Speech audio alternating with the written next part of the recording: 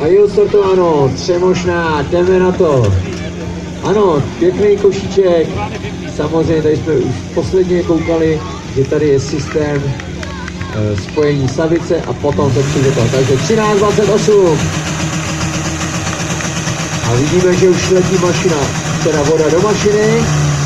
A už se nám to tlačí dopředu.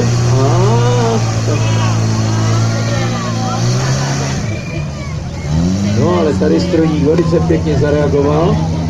Ale rozdělovač asi nám nepospíchá.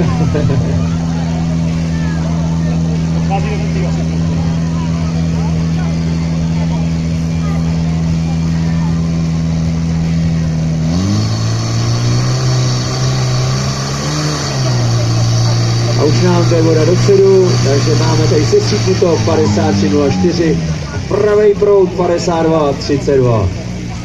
Samozřejmě počkáme si verdikt rozhodčího. V pořádku. Takže 53:04 a pravej proud 52:32. To je čas. Takže já bych teď dal určitě volno všem rozhodčím, občerstvení a takový to, co k tomu patří.